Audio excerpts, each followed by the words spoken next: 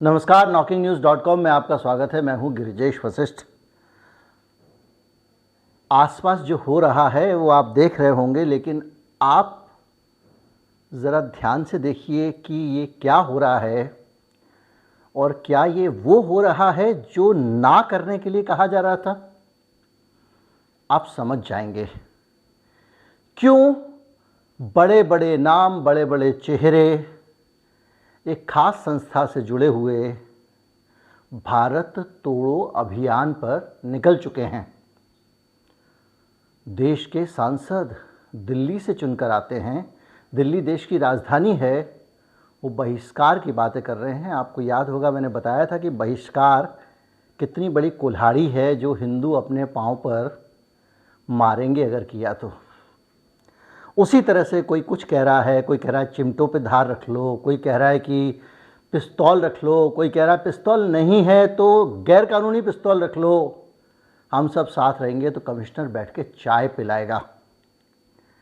ये सब चल रहा है, लेकिन ये क्यों चल रहा है ये हमको समझना पड़ेगा। ये कैसे हो रहा है ये भी समझना पड़ेगा, और अभी अचानक क्यों हो रहा है ये भी समझना पड़ेगा। कहीं मत जाइए, चैनल को सब्सक्राइब कर लीजिए। आज भारत तोड़ो अभियान वाले जो हैं उनके बारे में बात करेंगे, उनकी बातों पे चर्चा करेंगे और समझने की कोशिश करेंगे कि ये यूं ही नहीं बौरा रहे हैं, कोई और वजह भी है। क्या वजह है ये समझने की कोशिश करेंगे। मैं अभी हाजिर हुआ। फिर वही अपील कि अगर इस चैनल को आप सपोर्ट करना चाहते हैं, आर्थिक रूप से संबल देना चाहते हैं, QR कोड स्क्रीन पर है, UPI ID डिस्क्रिप्शन में है, एक थैंक्स बटन भी YouTube ने लगाया है, उसका भी इस्तेमाल कर सकते हैं। मैं अभी आया।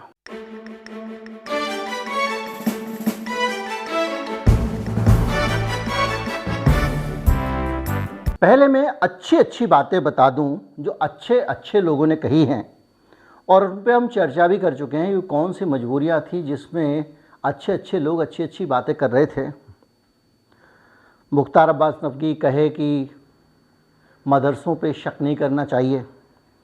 चलो वो तो मुसलमान है, लेकिन भागवत बाकायदा मदरसे का दौरा करते हैं, इमाम से मिलते हैं, मुस्लिम बुद्धिजीवियों से मुलाकात करते हैं, अच्छी बातें होती हैं। और यहाँ तक कि एक भाषण में भागवत साहब कहते हैं कि दूसरों को खाकर अपना पेट तो जानवर भी भर लेता है जंगल में, बच्चे तो जानवर भी पैदा कर लेता है, लेकिन इंसान में और जानवर में अंतर ये है कि इंसान अपने से कमज़ोरों की रक्षा करता है और जानवर कमज़ोरों को खा जाता है।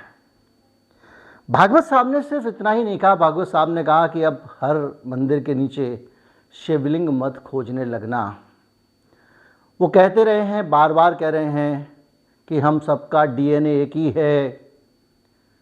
जो आज मुसलमान हैं वो कभी हिंदू होते थे, ये उनका कहना है। और इस सब पे मैं वीडियो भी बना चुका हूँ, आपको बता चुका हूँ कि इसमें वो कितना सच बोलते हैं, कितना झूठ बोलते हैं, लेकिन एक संदेश देने की कोशिश करते हैं। मैंने एक एनालिसिस किया था जिसमें बताया था कि पूरी दुनिया में किस तरह से हिंदू कम्युनिटी निशाने पर आ गई है। अमेरिका में 500 गुने हो गए हैं हमले हिंदुओं के ऊपर, और एक माहौल बनता जा रहा है पूरी दुनिया में। घुमा फिरा के इस देश को टारगेट किया जा रहा है इन सारी हरकतों के कारण। इसलिए भागवत साहब के इरादे बदले नज़र आते हैं। लेकिन एक बात समझ में नहीं आती कि भागवत साहब एक तरफ से अच्छी बातें करते हैं और दूसरी तरफ से भड़काऊ नफरती बयान आने शुरू हो जाते हैं। देश को बांटने की बातें होने लगती हैं। वो क्या वजह है जिसके कारण ये सब हो रहा है, ये हमको समझना पड़ेगा। एक वजह ये हो सकती है कि भागवत साहब ज़रूरत से ज़्यादा देश के मामलों में अभिव्यक्ति दे रहे हैं, अपने विचार रख रहे हैं।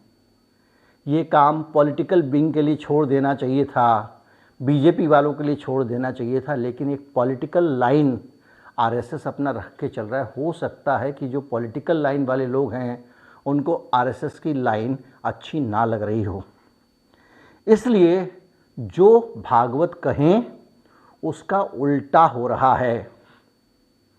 लेकिन किसी भी पार्टी के लिए भागवत को नीचा दिखाना या भागवत को अपमानित करना इतना बड़ा एजेंडा नहीं हो सकता कि वो अपनी सारी राजनीतिक संभावनाओं और दूसरी चीज़ों को एक तरफ रख दे और सिर्फ भागवत को अपमानित करने में लग जाए। इन कामों के लिए एक आध बयान, एक आध हरकत काफ़ी होती है।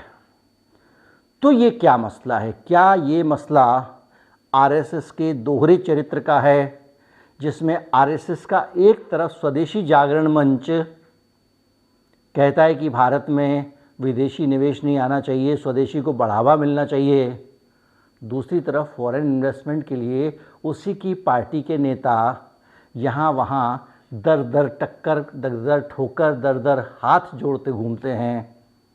क्या ये उस तरह का दोहरा रवैया है? क्या मज़दूरों का एक संगठन चलाता है आरएसएस, भारतीय मजदूर संघ, वो कुछ और बोल रहा होता है और वहीं पे एक दूसरी पार्टी कुछ और बोल रही होती है, नियम कुछ और बना रही होती है, उद्योगपतियों के हक में बना रही होती है? क्या सब के लिए सब कुछ वाला फार्मूला है कि हमारी दुकान पे अगर आप शराब विरोधी बयान लेने आओगे तो भी मिल जाएगा और शराब भी मिल जाएगी, नारकोटिक एक्ट भी है और एक्साइज डिपार्टमेंट भी है? तो आखिर हो क्या रहा है? इसको समझने के लिए आपको ये जानना पड़ेगा कि एक पार्टी इस देश में 8-9 साल से सरकार चला रही है। उस पार्टी ने इन 8-9 सालों में तरह तरह से ट्विटर पे, भाषण में, अखबार में, पेज भर भर कर विज्ञापन में, गली मोहल्लों में लगे होर्डिंग्स पे, पेट्रोल पंप पे हज़ारों करोड़ रुपए फूंक कर हम सबके सामने दिन रात एक प्लैंक बेचा है, एक कार्ड बेचा है, एक मुद्दा बेचा है। और वो मुद्दा है विकास का मुद्दा। हमको कहा गया देश में विकास हो रहा है, हमको कहा गया देश में महंगाई कम हो रही है, हमको कहा गया कि बेईमान लोग बंद हो चुके हैं, हमको कहा गया करप्शन ख़त्म हो गया है। और हम तो नॉकिंग न्यूज़ भी देखते हैं, बाकी चैनल भी देखते हैं, तो हमको पता है कि क्या हुआ और क्या नहीं हुआ। लेकिन जब आप जाओगे चाची के, अम्मा के, ताई के, बुआ के दरवाजे पे, हाथ जोड़ोगे, पैर छुओगे उनके जिनको आपने भूखा मरने के लिए छोड़ दिया था, तो वो पूछेंगे कि भाई साहब वो डेवलपमेंट कहाँ गया, वो महंगाई का क्या हुआ, दलित के साथ में रोटी खा लेने से होटल से मंगाकर क्या दलित का उद्धार हो गया? तो क्या उत्तर देंगे? इसके लिए ज़रूरी है कि वो भी जो भी उत्तर आप देने वाले हैं, वो उत्तर आपको जिस सवाल का देना होगा उस सवाल को ही नष्ट कर दो। ना वो चाची, मौसी, बुआ, अम्मा वैसे सवाल पूछेंगी, ना आपको जवाब देना पड़ेगा। तो क्या करो? आप एक काम करो, जब जब जहाँ जहाँ ज़रूरत पड़े भड़गाऊ ब्रिगेड को छोड़ दो। प्रवेश वर्मा ने आज पहली बार भड़काऊ भाषण नहीं दिया है, बहिष्कार की बात नहीं की है।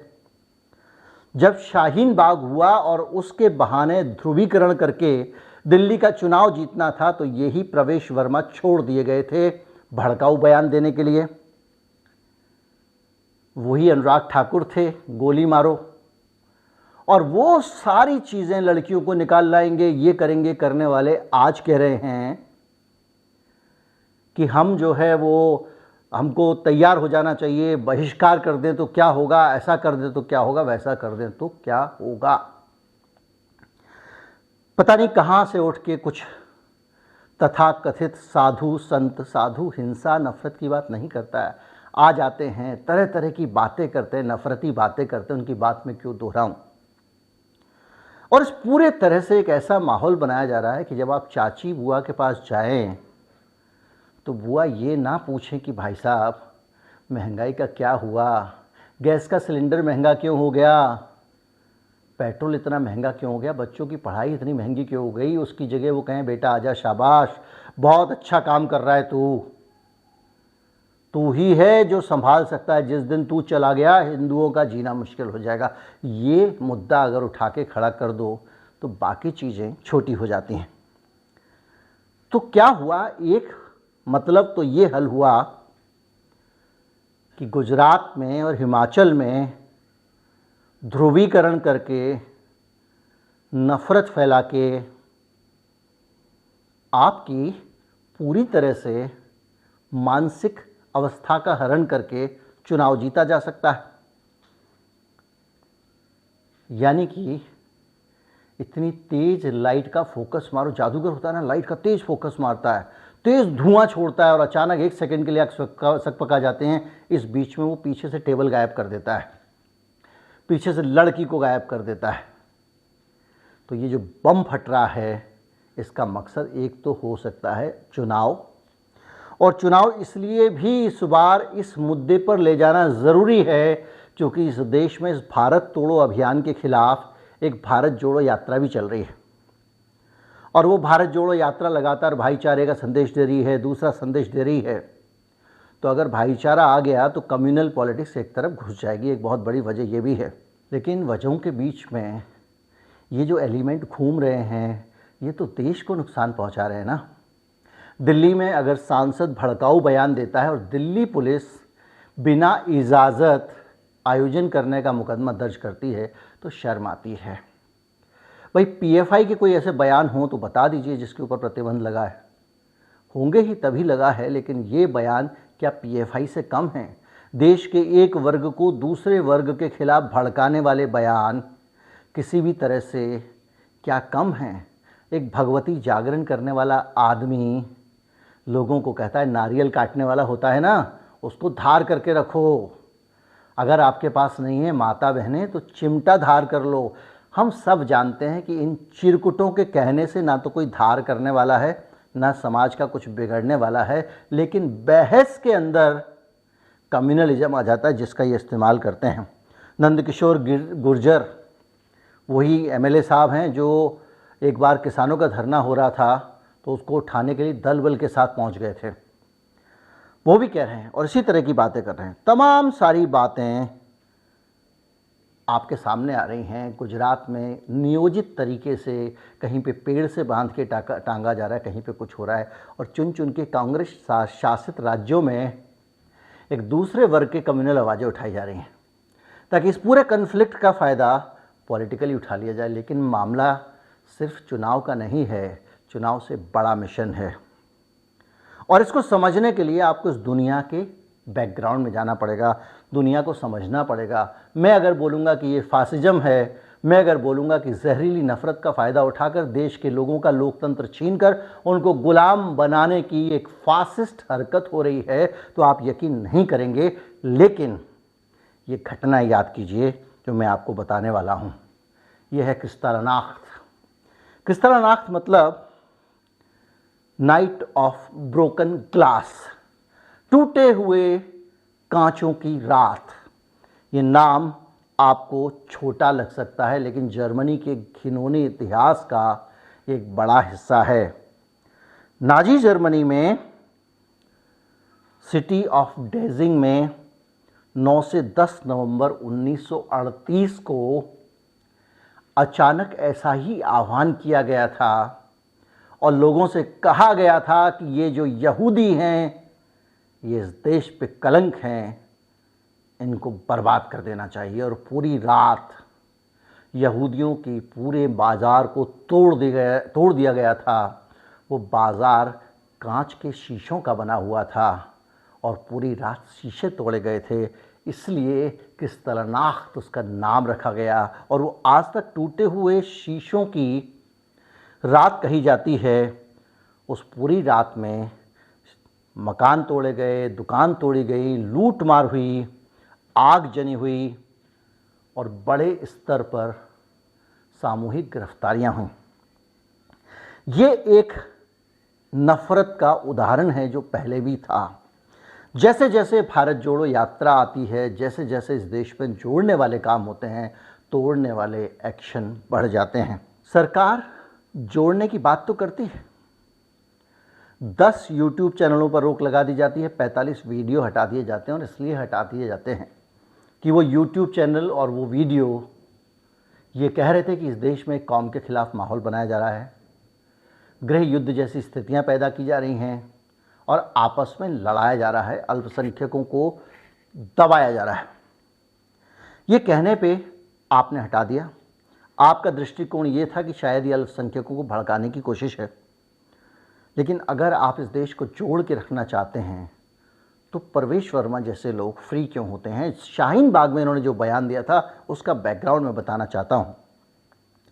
जब इन्होंने भड़काऊ बयान दिए तो दिल्ली हाई कोर्ट के एक जज साहब को तथाकथित रूप से हटा दिया गया इनकी सुनवाई के, क्योंकि इन्होंने सख्ती की थी। उसके बाद अभी खबर आई है महीना भर पहले कि इनके खिलाफ एफआईआर करने का मामला ही नहीं बनता है और ये दोनों लोग अब मुक्त हैं। पहले निचली अदालत ने कहा मामला नहीं बनता है और हाई कोर्ट ने भी निचली अदालत के फैसले को रख लिया है। सुप्रीम कोर्ट में एक मामला जाता है। सुप्रीम कोर्ट में कहा गया कि साहब ये बहुत भड़काऊ स्थितियां हो रही हैं और देश के लिए खतरा बढ़ गया है, इसको रोकना चाहिए। तो जज साहब ने कहा बात तो आप सही कह रहे हैं और आपने माना कि इतने सैकड़ों मामलों की आप बात कर रहे हैं, लेकिन 2-4 स्पेसिफिक मामले लेके आ जाइए। क्या सुप्रीम कोर्ट में स्पेसिफिक मामलों पे चर्चा करनी चाहिए या सुप्रीम कोर्ट को बात करनी चाहिए उन संगठनों को लेकर जो इस देश में पूरा वातावरण फैला रहे हैं? आप जितने भी मामले हैं उनको जोड़ लीजिए, वो 99% मामले एक ही संस्था से आते हैं। विश्व हिंदू परिषद अगर भड़काऊ बयानबाजी दिल्ली में करती है, मैं उसे दोहराना नहीं चाहता हूँ, तो वो भी वहीं से जुड़ी हुई है। परवेश वर्मा भी वहीं से जुड़े हुए हैं, अनुराग ठाकुर भी वहीं से जुड़े हुए हैं, नंद किशोर जो विधायक है वो भी वहीं से जुड़ा हुआ है। छोटा हो बड़ा हो कार्यकर्ता, एक पूरा संगठन इस देश में इसी काम में लगा हुआ है। तो प्रतिबंध की आप बात करते हैं तो इस मामले में आप प्रतिबंध क्यों नहीं लगाते हैं? और यही चीज़ें हैं जिनको आपको समझना पड़ेगा कि क्या भागवत साहब ये सिर्फ दिखावा कर रहे हैं? क्या भागवत साहब आरएसएस पर प्रतिबंध ना लग जाए इसलिए विदेशों को संदेश दे रहे हैं और उनके जो अनुषांगिक संगठन हैं वो इस देश में नफरत फैला के राजनीति को पका रहे हैं और इस नफरत को इतना बढ़ा रहे हैं कि जिसको नाजीवाद में तब्दील किया जा सके? क्या ऐसा हो रहा है? कुछ भी हो सकता है, ये मेरा सवाल है। और उसकी जांच होनी चाहिए, इसका विश्लेषण होना चाहिए, इसको समझना चाहिए और ज़रूरत पड़ने पे जिम्मेदार लोगों के खिलाफ कार्रवाई होनी चाहिए। उम्मीद करता हूँ वीडियो आपको अच्छा लगा होगा। इस वीडियो में मैंने बहुत एक मैक्रो पिक्चर रखी है, और डिटेल में जाऊँगा तो और ज़्यादा बोझिल हो जाएगा, इसलिए मैं नहीं गया हूँ। और मेरा मकसद भड़काऊ बयानों को रिपीट करके और भड़काने का भी नहीं है। मेरा मकसद सिर्फ इतना है कि इस देश की एकता के जो दुश्मन हैं उन पर कार्रवाई होनी चाहिए, जैसी पीएफआई पे हुई है। जो भी हों, जिस भी कौम के हों, और निष्पक्ष रूप से होनी चाहिए, क्योंकि ये परिस्थितियाँ भारत के लिए ठीक नहीं हैं। उम्मीद करता हूँ वीडियो आपको अच्छा लगा होगा। अच्छा लगा हो तो ज़्यादा से ज़्यादा लोगों तक पहुँचाएं, चैनल को सब्सक्राइब कर लें। नमस्कार, जय हिंद।